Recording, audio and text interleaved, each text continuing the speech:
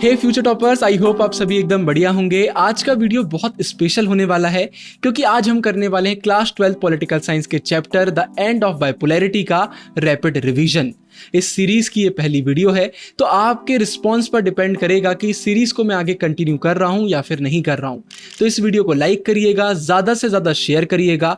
हम रिवीजन करने वाले हैं, वीडियो का ड्यूरेशन वैसे ही कम रहने वाला है, तो बिना टाइम वेस्ट करे सीधा इस वीडियो को चालू करते हैं।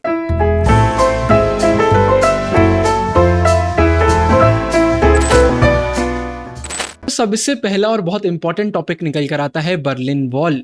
ये अक्सर हमें एमसीक्यूज में और 2 मार्क क्वेश्चन में देखने को मिलता है। जैसा कि नाम से ही समझ में आ रहा है, बर्लिन वॉल एक ऐसी वॉल है जिसे 1961 में बनाया गया था और ये ईस्ट बर्लिन को वेस्ट बर्लिन से सेपरेट करने का काम करती थी। बर्लिन हमारा जर्मनी का कैपिटल है। ये वॉल सिंबलाइज करती थी डिवीजन। किसके बीच में डिवीजन? कैपिटलिस्ट और कम्युनिस्ट वर्ल्ड के बीच डिवीजन। कैपिटलिस्ट वर्ल्ड मतलब हमारा यूएसए वाला कैंप हो गया और हमारा कम्युनिस्ट वर्ल्ड हो गया यूएसएसआर वाला ग्रुप। ये जो वॉल थी ये 150 किलोमीटर्स लॉन्ग थी, मतलब इतनी लंबी ये वॉल थी और 28 ईयर्स तक ये खड़ी रही। लेकिन फिर इसके बाद फाइनली 9 नवंबर 1989 को लोगों ने इसे तोड़ दिया और जब लोगों ने इसे तोड़ा तो इसने मार्क करा यूनिफिकेशन ऑफ जर्मनी। मतलब पहले वर्ल्ड 2 कैंप्स में डिवाइडेड था, जर्मनी डिवाइडेड था, लेकिन उसका अब यूनिफिकेशन हमें देखने को मिला। और इसने एक और चीज को मार्क करा, वो था बिगिनिंग। किस चीज का बिगिनिंग? कोल्ड वॉर के एंड का बिगिनिंग, यूएसएसआर के डिसइंटीग्रेशन का बिगिनिंग। मतलब इसके बाद लाइन से कुछ इवेंट्स हुए जिसके बाद कोल्ड वॉर भी खत्म हो गई और यूएसएसआर का डिसइंटीग्रेशन हो गया, यूएसएसआर का खात्मा हो गया। अब इस पूरे चैप्टर में हम यूएसएसआर की बात करने वाले हैं, तो इसका मतलब जानना भी जरूरी है। यूएसएसआर का फुल फॉर्म होता है union of Soviet socialist Republic. 1917 में रशियन रेवोल्यूशन के बाद ये एस्टेब्लिश हुआ था, उसके बाद ये हमें देखने को मिला। इस रेवोल्यूशन को कुछ आइडियल्स ने इंस्पायर करा था। वो कौन से थे? सोशलिज्म, हम सबको मालूम है यूएसएसआर की आइडियोलॉजी थी सोशलिज्म और कम्युनिज्म, और एगैलिटेरियनिज्म, इसका मतलब होता है इक्वल सोसाइटी। और सोशलिज्म में हम देखते हैं कि स्टेट के पास ज्यादा पावर्स होती हैं, प्राइवेटाइजेशन वगैरह हमें देखने को नहीं मिलता। यहां पर सिर्फ एक पार्टी थी, कम्युनिस्ट पार्टी, वही सेंटर में थी, वही रूल करती थी, अपोजिशन वगैरह अलाउड ही नहीं था। और इसकी जो इकोनॉमी थी, हमारे यूएसएसआर की इकोनॉमी थी, उसे स्टेट ही प्लान करता था और स्टेट ही कंट्रोल करता था। प्राइवेट इंस्टीट्यूशंस का कोई भी रोल नहीं था। यूएसएसआर में टोटल 15 रिपब्लिक्स हमें देखने को मिलती थी, मतलब 15 रिपब्लिक्स मिलकर यूएसएसआर को बनाती थी। और वॉर्सो पैक्ट, एक मिलिट्री अलायंस हमें 1955 में देखने को मिला था। यूएसए का अलायंस था नेटो। नेटो को काउंटर करने के लिए वॉर्सो पैक्ट बनाया गया था। मतलब अगर नेटो कुछ भी करता था तो यूएसएसआर और उसके साथी के पास वॉर्सो पैक्ट था और उन लोग मिलकर काउंटर करते थे। तो ऐसे हमारा यूएसएसआर फॉर्म हुआ था। फिर इसके बाद आपको आइडियोलॉजीज भी पता होना चाहिए। तो यूएसएसआर सोशलिज्म और कम्युनिज्म को फॉलो करता था। मतलब यहां पर ज्यादा वेलफेयर की बात करी जाती थी, स्टेट्स की पावर ज्यादा थी, प्राइवेटाइजेशन, लिबरलाइजेशन ये सब हमें ज्यादा देखने को नहीं मिलता था, बहुत कम उसमें ये काम करता था। अब अगर हम यूएसए की बात करते तो कैपिटलिज्म, मतलब ये प्राइवेटाइजेशन को फॉलो करते थे। ये बोलते थे कि आप में जितनी दम है उस हिसाब से आप आगे बढ़िए, अपने बिजनेस चालू करिए, सब कुछ करिए, स्टेट बीच में इंटरवीन ज्यादा नहीं करेगा। और लिबरल डेमोक्रेसी, इसका मतलब हम सबको मालूम है, लोगों के पास राइट्स थे और डेमोक्रेसी को इन लोग फॉलो करते थे। बोर्ड्स में अक्सर एक क्वेश्चन पूछ लिया जाता है कि यूएसएसआर के फीचर्स बताइए। तो पॉजिटिव और नेगेटिव हमें दोनों फीचर्स पता होना चाहिए, इन्हें बहुत अच्छे से देख लेते हैं। सबसे पहले पॉजिटिव फीचर्स की बात करते हैं तो जो सोवियत इकोनॉमी थी ना, वो बहुत डेवलप्ड थी, सिर्फ और सिर्फ यूएसए से ये पीछे थी। इनका जो कम्युनिकेशन नेटवर्क था, ट्रांसपोर्टेशन का जो इनका सिस्टम था, वो बहुत ज्यादा एडवांस था। तो कॉम्प्लेक्स कम्युनिकेशन नेटवर्क देखने को मिलता है। मतलब यूएसएसआर के कोने कोने तक ये कम्युनिकेट कर पाते थे, वहां पर ये ट्रांसपोर्ट कर पाते थे चीजों को। वास्ट एनर्जी रिसोर्सेज देखने को मिलती हैं, जैसा कि मैंने बताया ट्रांसपोर्ट सेक्टर इनका बहुत ही एफिशिएंट था। डोमेस्टिक इंडस्ट्री देखने को मिलती थी, मतलब पिंस से लेकर कार्स तक सब कुछ ये वहीं पर प्रोड्यूस करते थे, वहीं पर मैन्युफैक्चर करते थे। बाहर से ज्यादा इंपोर्ट वगैरह कराने की इनको जरूरत ही नहीं पड़ती थी। हमें मालूम है वेस्ट से वैसे भी इनके कोई कनेक्शन उस समय नहीं थे, उनसे तो कोल्ड वॉर चल रही थी। और सोशल वेलफेयर का ये काम करते थे, मतलब एजुकेशन, हेल्थ, सब चीजों में यहां पर गवर्नमेंट का रोल होता था। बेसिक जो भी चीजें होती हैं, बेसिक नेसेसिटीज होती हैं लोगों की, वो ये गवर्नमेंट यहाँ की देखती थी, बिल्कुल भी अनएम्प्लॉयमेंट हमें देखने को नहीं मिलता था। अब अगर नेगेटिव साइड की बात करते हैं तो अथॉरिटेटिव मतलब क्या, अथॉरिटी का रूल बहुत ज्यादा था। जो कम्युनिस्ट पार्टी ने बोल दिया वही होगा, लोगों के एस्पिरेशंस को सुनते ही नहीं थे, लोगों की सुनते ही नहीं थे। और ब्यूरोक्रेटिक मतलब क्या होता है, आप इंडिया में किसी भी गवर्नमेंट ऑफिस में जाइए, कितने रूल्स रेगुलेशन, कितना टाइम लग जाता है, करप्शन देखने को मिल जाता है, ये सब सारी चीजें ब्यूरोक्रेटिक उसमें आती हैं। फिर लैक ऑफ डेमोक्रेसी, हमको मालूम है सोशलिज्म कम्युनिज्म को फॉलो करते थे, लोगों की सुनती ही नहीं थे, लोगों के पास फ्रीडम ऑफ स्पीच नहीं था। फिर one party system, communist party का रूल रहता था, अपोजिशन वगैरह अलाउड ही नहीं था। रशिया का बहुत डोमिनेंस देखने को मिलता था। 15 रिपब्लिक ने मिलकर यूएसएसआर को बनाया, लेकिन जो रशिया की रिपब्लिक है उसी का दबदबा हमें देखने को मिलता था। और यूएसएसआर कितनी भी कोशिश कर ले, यूएसए से हमेशा पीछे रहता था। फिर 1979 में इनने अफगानिस्तान को इन्वेड करा, अफगानिस्तान वॉर हमें देखने को मिली। और इसके बाद फिर इनकी हालत और खराब हो गई थी, क्योंकि वॉर वगैरह में बहुत पैसा लग जाता है, बाद में दिक्कतें होने लगती हैं। फिर इसके बाद एक फेमस नाम निकल कर आता है, आपने सुना होगा, मिखाइल गोर्बाचेव और इनके रिफॉर्म्स। और इसी के बाद फिर यूएसएसआर का डिसइंटीग्रेशन हो गया था। ये कम्युनिस्ट पार्टी के जनरल सेक्रेटरी बने 1985 में। और इसके बाद ये 2 रिफॉर्म्स लेकर आए, पेरेस्ट्रोइका और ग्लासनोस्ट। पेरेस्ट्रोइका का मतलब होता है रीस्ट्रक्चरिंग और ग्लासनोस्ट का मतलब होता है ओपननेस। इनने बोला वेस्ट के साथ जो हमारे रिलेशन है उसको हम स्ट्रॉन्ग करेंगे, साथ में धीरे धीरे हम डेमोक्रेसी को अपनाएंगे, लोगों की सुनेंगे और पुरानी जितनी भी प्रॉब्लम्स हैं उन्हें धीरे धीरे करके हम खत्म करेंगे। लेकिन कुछ लोगों का कहना था कि ये रिफॉर्म बहुत धीरे धीरे लेकर आ रहे हैं, कम्युनिस्ट पार्टी का कहना था कि ये रिफॉर्म बहुत तेजी से लेकर आ रहे हैं। और इस चक्कर में बाद में हमें डिसइंटीग्रेशन देखने को मिल गया। तो अब सीधा डिसइंटीग्रेशन की बात कर लेते हैं। बहुत इंपॉर्टेंट टॉपिक है, एक एक पॉइंट को सुनिए। ये क्वेश्चन आ जाता है कि कैसे हुआ डिसइंटीग्रेशन। सबसे पहले गोर्बाचेव ने चाहा कि हम रिफॉर्म करके यूएसएसआर को इंप्रूव करते हैं, लेकिन हमें देखने को क्या मिला, जो ईस्ट यूरोपियन कंट्रीज हैं उनने अपनी गवर्नमेंट के खिलाफ ही आवाज उठाना चालू करा। और उन्होंने बोला कि भाई अब सोवियत कंट्रोल के अंडर में हम नहीं रहेंगे। पहले कभी भी ऐसा कुछ होता था ना तो कम्युनिस्ट पार्टी इन चीजों को रोक देती थी, लेकिन गोर्बाचेव ने बोला जो हो रहा है होने दो। इसके बाद एक एक करके कम्युनिस्ट रेजिम्स मतलब जो कम्युनिस्ट गवर्नमेंट थी वो कोलैप्स होने लग गई। इसके बाद प्रॉब्लम और बढ़ने लग गई।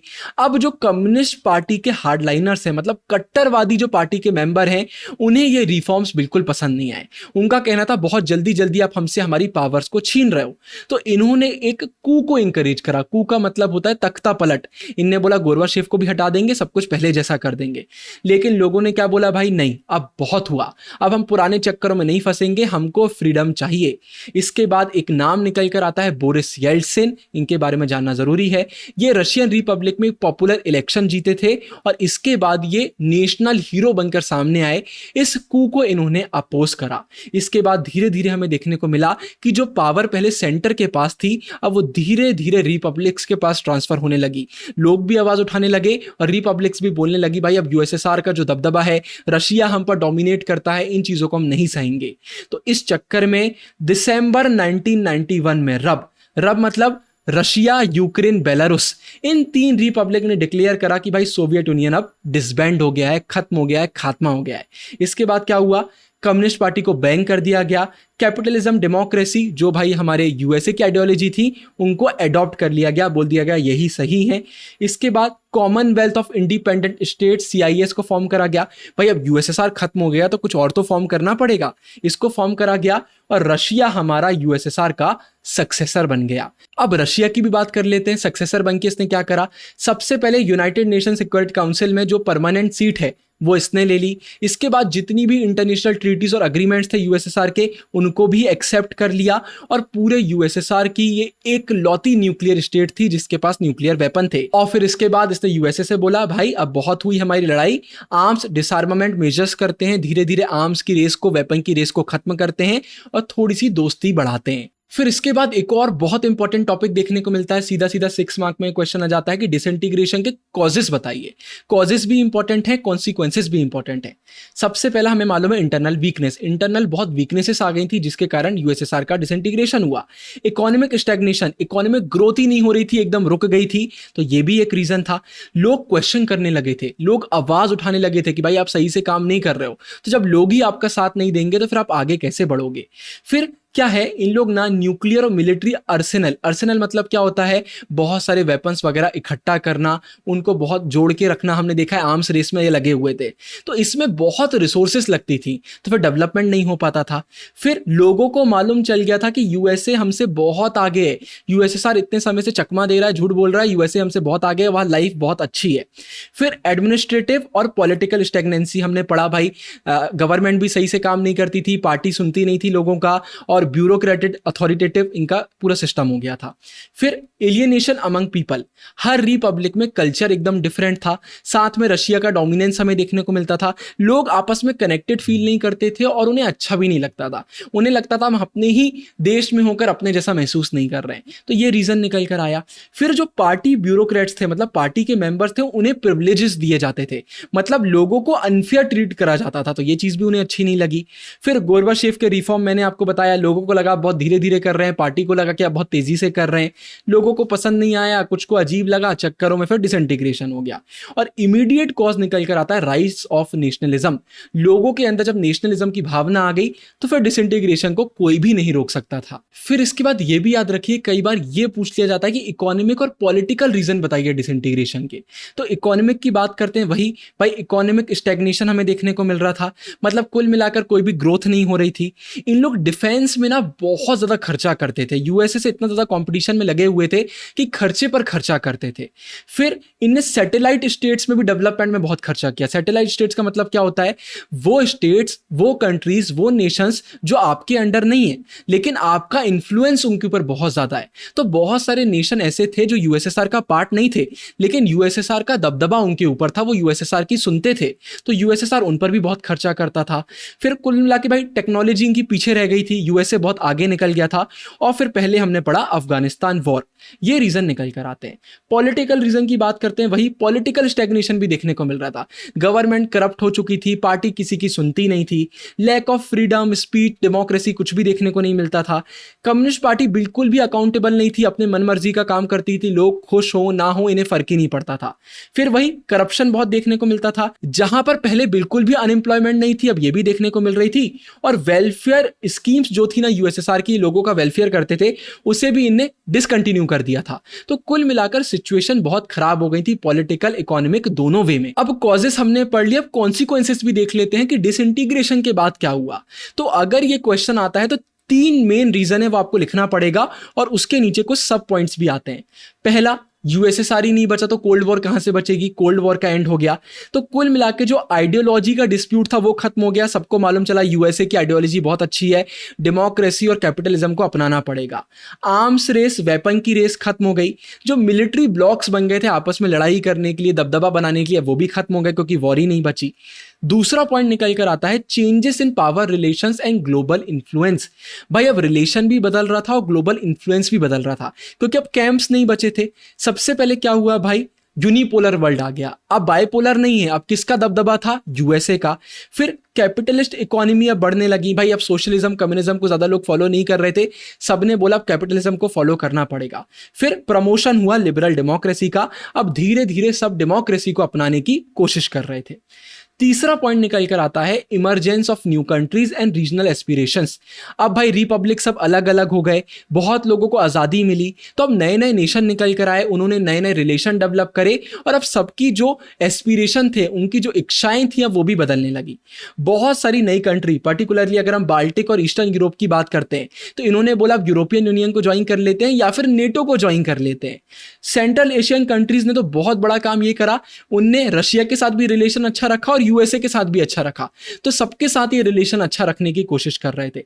और अब नए नए चैलेंज आ रहे थे, नए नए एस्पिरेशंस, हर एक कंट्री की अब अपनी अपनी चॉइस थी, अपना अपना तरीका था रिलेशन बनाने का, अपनी अपनी डिमांड थी, अपनी अपनी होप्स थी, तो ये चीज भी हमें देखने को मिली। अब इसके बाद शॉक थेरेपी का मतलब क्या होता है, इसमें आपको एनसीईआरटी डेफिनेशन लिखना पड़ेगी। हुआ ये भाई, कम्युनिज्म का कोलैप्स हो गया, यूएसएसआर का डिसइंटीग्रेशन हो गया, तो इसके बाद क्या हुआ, बहुत सारी कंट्रीज में, मोस्ट ऑफ द कंट्रीज में हमें एक पेनफुल प्रोसेस देखने को मिला ट्रांजिशन का। क्या हुआ, पहले ये अथॉरिटेरियन सोशलिस्ट सिस्टम थे, मतलब सोशलिज्म को फॉलो करते थे, कम्युनिज्म को फॉलो करते थे और हमें अथॉरिटेरियन सिस्टम देखने को मिलता था, जैसा मैंने आपको पहले बताया।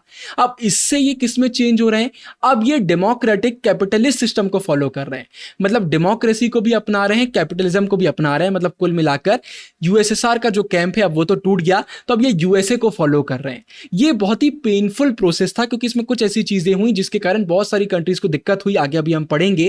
तो ये प्रॉब्लम देखने को मिल रही थी। तो ये जो मॉडल था ना ट्रांजिशन का, ये रशिया, सेंट्रल एशिया और जब ईस्ट यूरोप में हमें देखने को मिलता है, और इसे वर्ल्ड बैंक और इंटरनेशनल मॉनेटरी फंड ने इन्फ्लुएंस करा था क्योंकि इनका रोल बहुत बढ़ गया था। ये फाइनेंशियल मदद कर रहे थे, पैसे वगैरह दे रहे थे, लोन दे रहे थे, एड कर रहे थे, तो इनका रोल बहुत ज्यादा था। ये गाइड कर रहे थे कि कंट्रीज को कैसे ट्रांजिशन करना चाहिए। तो इनके इन्फ्लुएंस में जब ये पेनफुल प्रोसेस हुआ ट्रांजिशन का, तो इसे हम शॉक थेरेपी बोलते हैं। अब फीचर्स क्या थे भाई, हमें यूएसएसआर में और उसके जितने भी दोस्त यार थे उसमें कलेक्टिव फार्म्स देखने को मिलते थे, किसी एक का फार्म नहीं होता था, उन्हें अब प्राइवेट फार्मिंग ने रिप्लेस कर दिया। फिर जो पुराने इनके ट्रेड अलायंस थे कि इसी के साथ ट्रेड करेंगे, इसके साथ नहीं करेंगे, वो अब खत्म हो गया। फिर फ्री ट्रेड देखने को मिली, फॉरेन डायरेक्ट इन्वेस्टमेंट देखने को मिली, दूसरी कंट्री आप में इन्वेस्ट कर रही है, आप दूसरों में कर रहे हैं, सारी चीजें अब एकदम से चेंज हो रही थी। फिर वही है फॉरेन इन्वेस्टमेंट और डीरेगुलेशन, मतलब गवर्नमेंट के जो रूल्स थे, रेगुलेशन थे, वो भी कम हुए, जो टैक्सेस वगैरह ज्यादा लगते थे वो कम हुए, कुल मिला के कनेक्शन इधर उधर बढ़ने लगा, एक इंटरकनेक्टेडनेस अब हमें देखने को मिल रही थी, नए रिलेशन फॉर्म हो रहे थे। अब शॉक थेरेपी के कॉन्सिक्वेंसेस भी पता होना चाहिए। इकोनॉमीज पूरी तरीके से बर्बाद हो गई। रशिया में तो हमें मैसिव गैराज सेल देखने को मिली, जिसे हम बोलते हैं largest garage sale in the history, मतलब इतनी इंपॉर्टेंट चीजें एकदम ऐसे छोटे छोटे भाव पर बिक रही थी। फिर स्टेट कंट्रोल जो इंडस्ट्रियल कॉम्प्लेक्स था वो पूरी तरीके से कोलैप्स कर गया क्योंकि अब स्टेट का रोल नहीं था, प्राइवेटाइजेशन हमें देखने को मिल रहा था। कुछ इंडस्ट्रीज तो पूरी तरीके से ही डिसअपेयर हो गई। जो रूबल करेंसी थी वो भी भाई एकदम से गिर गई, रशिया की करेंसी में भी हमें एकदम डिक्लाइन देखने को मिला। इन्फ्लेमेशन, महंगाई बहुत बढ़ रही थी। जो पुराना वेलफेयर का सिस्टम था वो पूरी तरीके से खराब हो गया। सब्सिडीज वगैरह तो विड्रॉ कर लिया गवर्नमेंट, तो जो गरीब लोग हैं उन्हें सब्सिडी वगैरह भी नहीं मिल रही थी। माफिया अब हमें देखने को मिले, हमने एनसीईआरटी में इसको पढ़ा हुआ है। इनकम डिस्पैरिटीज, अमीर अमीर हो गए, गरीब गरीब हो गए, बहुत ज्यादा डिस्पैरिटी हमें देखने को मिल रही थी। और हुआ क्या, जो नए नए रिपब्लिक थे, वो नेशन जिन्हें अभी अभी आजादी मिली, इन सब ने अपने कॉन्स्टिट्यूशन बहुत हड़बड़ी में बनाए, तो अच्छे से नहीं बन पाया। तो जिन्हें पॉलिटिकल पावर मिली उन्होंने अपनी पावर का मिसयूज करा, अच्छे से पॉलिटिकल सिस्टम नहीं बन पाया, तो बहुत दिक्कतें हो रही थी। तो इनस्टेबल पॉलिटिकल एस्टेब्लिशमेंट भी हमें देखने को मिल रहा था। फिर अगला टॉपिक आता है पोस्ट कम्युनिस्ट कंट्रीज का रिकंस्ट्रक्शन कैसे हुआ। तो 2000 के बाद जाकर धीरे धीरे इन्होंने रिवाइव करना चालू करा। इन्होंने अपनी natural resources, oil, gas, minerals etcetera को एक्सपोर्ट करना चालू करा, इससे इनको प्रॉफिट मिला। फिर क्या होता था, बहुत सारी ऑयल की पाइपलाइंस ऐसी थी जो इनकी टेरिटरी से जाती थी, तो ये उसका रेंट लेते थे, तो उससे भी इन्होंने इनकम जनरेट करी और ये करके धीरे धीरे करके खुद को रिवाइव करा। फिर इसके बाद एक और टॉपिक निकल कर आता है जिससे एमसीक्यूज वगैरह बहुत बनते हैं कि पोस्ट कम्युनिस्ट कंट्रीज में हमें टेंशंस और कॉन्फ्लिक्ट देखने को मिल रहे थे। तो डेटा बेस्ड है, याद रखिएगा। रशिया के 2 रिपब्लिक में, चेचनिया और दागिस्तान में, हमें वॉयलिंग सेसेशनिस्ट मूवमेंट देखने को मिले, मतलब वो रशिया को छोड़कर सेपरेट होना चाह रहे थे। तजाकिस्तान में हमें सिविल वॉर देखने को मिली जो 10 साल तक चली, 2001 में जाकर ये एंड हुई। अजरबैजान की बात करते हैं तो नगर्नो काराबाख यहाँ का जो रीजन है, वहां पर जो लोकल अर्मेनियंस थे उन्होंने कोशिश करी कि इन्हें वो छोड़ दें, इनसे वो सेपरेट हो जाएं और अर्मेनिया को ज्वाइन कर लें। जॉर्जिया की बात करते हैं तो यहाँ पर भी 2 प्रोविंस में डिमांड आई इंडिपेंडेंस की, जिस चक्कर में यहाँ पर हमें सिविल वॉर देखने को मिल गई। फिर यूक्रेन, किर्गिस्तान, जॉर्जिया में भी हमें मूवमेंट्स देखने को मिले। यहाँ के रिजीम, यहाँ की उस समय की जो गवर्नमेंट थे उसके खिलाफ मूवमेंट हमें देखने को मिले। चेकोस्लोवाकिया की अगर हम बात करते हैं तो यहां पर सब कुछ एकदम पीसफुल था। ये 2 इंडिपेंडेंट कंट्री चेक और स्लोवाक में टूट गया, स्प्लिट हो गया एकदम पीसफुल वे में। लेकिन अगर हम यूगोस्लाविया की बात करते हैं तो यहां पर हमें सीवियर कॉन्फ्लिक्ट देखने को मिले, ब्रेकअप हुआ, बहुत सारे पार्ट्स में अलग अलग कंट्रीज बन गई। क्रोशिया, स्लोवेनिया, बोस्निया हेर्जेगोविना जैसे डिक्लेयरिंग इंडिपेंडेंस, मतलब इंडिपेंडेंट कंट्रीज ये बन गए। तो इसका तो बहुत ज्यादा स्प्लिट हमें देखने को मिल गया था। Central Asia zone of competition, क्या हुआ, हमें सेंट्रल एशिया में ना हाइड्रोकार्बन रिसोर्सेज बहुत देखने को मिलती हैं, इससे इकोनॉमिक बेनिफिट बहुत होता है, तो सारी कंट्रीज की निगाहें यहां पर हैं। फिर पावर्स जो आउटसाइड पावर्स हैं, ऑयल कंपनीज हैं, वो भी इस रीजन में आना चाहती हैं, वो भी प्रॉफिट कमाना चाहती हैं। फिर ये Russia, China, Afghanistan, Pakistan, West Asia, सबके पास में इसकी लोकेशन बहुत अच्छी है, तो उस चक्कर में भी यहाँ पर बहुत कंपटीशन देखने को मिलता है। सब चाहते हैं उनका रिलेशन इनके साथ अच्छा रहे, यहाँ पर थोड़ा सा इन्फ्लुएंस उनका रहे। फिर 9/11 के बाद क्या देखने को मिला, यूएस ने चाहा कि यहाँ पर उसके मिलिट्री बेसिस रहें और यहाँ की गवर्नमेंट को उनने पैसे दिए, जिससे जब वॉर चल रही थी ना अफगानिस्तान और इराक में, तो ये अपने एयरप्लेन्स इनके ऊपर से ले जा सके, उसके लिए इन्होंने इनको पैसा भी दिया था। रशिया का कहना नियर अब्रॉड, नियर अब्रॉड से रशिया का मतलब है वो लोग जो पहले हमारे कैंप में थे अब नहीं है, वो हमारे नेबर ही हुए, नियर अब्रॉड हुए, उनसे हमारे रिलेशन अच्छे होना चाहिए, तो यहाँ पर उनकी बात करी जा रही है। और चाइना भी अपनी निगाहें लगाया हुआ है कि भाई ऑयल रिसोर्सेज पर हाथ लग जाए, थोड़ी सी आसपास हम अपनी बॉर्डर बना लें, ट्रेड वगैरह कर पाए और पूरा बेनिफिट निकाल पाए। फिर इसके बाद आखिरी टॉपिक इंडिया रशिया रिलेशन। तो भाई हमारा कॉमन इंटरेस्ट रहा है, ट्रस्ट रहा है, हम बहुत पहले से दोस्त हैं, यूएसएसआर से भी हमारी दोस्ती अच्छी थी। हम दोनों एक मल्टीपोलर वर्ल्ड ऑर्डर चाहते हैं, हम नहीं चाहते हैं कि किसी भी एक सुपर पावर का डोमिनेंस रहे। फिर इंडो रशियन स्ट्रेटेजिक एग्रीमेंट 2001, जिसमें 80+ बायलैटरल, मतलब हम दोनों ने एग्रीमेंट करे, ये हमें देखने को मिले। बहुत सारे साइंटिफिक कोलैबोरेशंस हमने करे हुए हैं, इंडिया को बहुत बेनिफिट मिलते हैं। कश्मीर के इशू में रशिया हमेशा साथ देता है, एनर्जी सप्लाईज में साथ देता है। सेंट्रल एशिया में रशिया के रिलेशन अच्छे हैं, तो हमें भी उससे मौका मिलता है अच्छे रिलेशन डेवलप करने का। चाइना के साथ रिलेशन बैलेंस करने में हमारी मदद करता है, एक्सेट्रा बहुत सारे पॉइंट्स हैं जिससे इंडिया और रशिया में इंडिया को बहुत मदद मिलती है। रशिया की अगर हम बात करते हैं तो India second largest arms market है, तो रशिया को भी इंडिया से बहुत प्रॉफिट होता है, हम रशिया से बहुत सारे वेपन वगैरह परचेज करते हैं। और बस इसी के साथ ये वाली वीडियो हमारी कंप्लीट होती है। आई होप आपको रैपिड रिवीजन की पहली वीडियो बहुत पसंद आई होगी। मेरी आपसे बस एक रिक्वेस्ट है, हमारा चैनल वैसे ही अंडररेटेड है, तो इसे थोड़ा सा फेमस करने के लिए थोड़ा सा इसको शेयर करिए, अपने दोस्तों को, अपने क्लासमेट्स को बताइए कि ट्विन ब्रोज नाम का भी एक चैनल है जहाँ पर ह्यूमैनिटीज की बहुत शानदार वीडियोस आती हैं। आप अगर 2 लोगों के साथ भी शेयर करेंगे तो हमको बहुत मदद मिलेगी।